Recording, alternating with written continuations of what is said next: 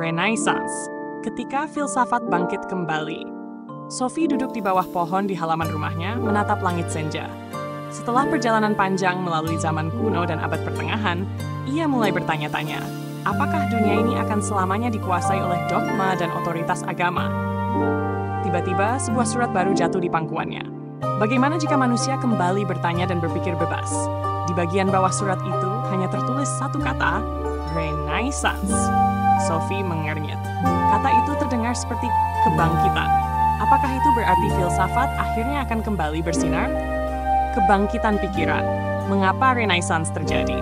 Setelah berabad-abad berada di bawah bayang-bayang gereja dan teologi, sekitar abad ke-19, sesuatu mulai berubah di Eropa.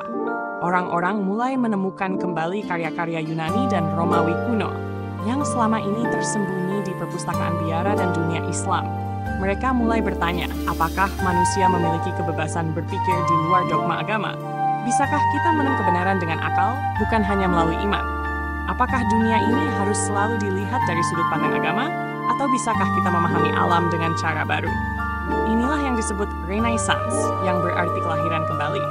Bukan hanya kelahiran seni dan ilmu, tetapi juga kelahiran cara berpikir yang lebih bebas. Dan filsafat? Filsafat akhirnya terlahir kembali. Humanisme, manusia di pusat semesta. Nama pertama yang muncul dalam surat Sophie adalah Fresko Petrarca, atau yang dikenal sebagai Bapak Humanisme. Petrarca percaya bahwa manusia bukanlah sekadar makhluk yang harus tunduk pada Tuhan tanpa berpikir, tetapi juga makhluk yang memiliki potensi besar untuk belajar, mencipta, dan memahami dunia.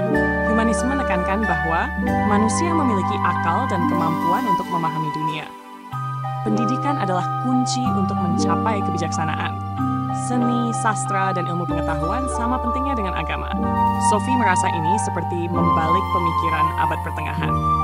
Jika sebelumnya manusia dianggap kecil dan tidak berdaya tanpa Tuhan, kini manusia ditempatkan di pusat pemikiran.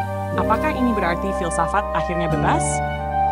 Machiavelli, kekuasaan bukan lagi tentang moral. Nama berikutnya dalam surat itu membuat Sophie terkejut. Niccolò Machiavelli.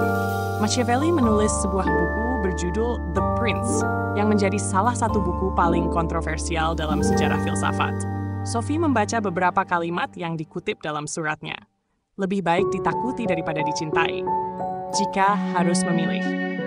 Machiavelli tidak tertarik pada bagaimana seorang pemimpin seharusnya bertindak, tetapi bagaimana seorang pemimpin benar-benar bertindak untuk mempertahankan kekuasaan.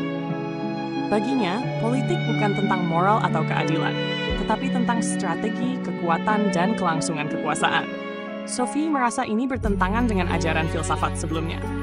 Plato dan Aristoteles membicarakan keadilan dan kebaikan, tetapi Machiavelli melihat dunia dengan realitas yang lebih keras dan dingin. Tetapi apakah itu berarti Machiavelli salah?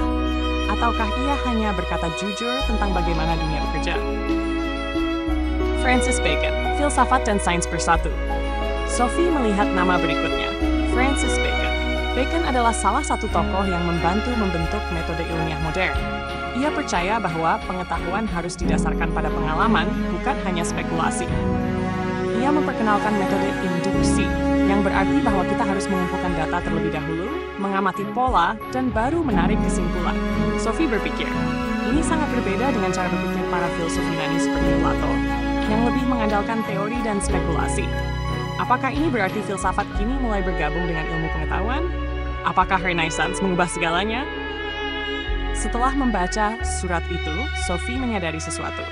Renaissance bukan hanya kebangkitan seni dan ilmu pengetahuan, tetapi juga kebangkitan cara berpikir yang lebih bebas.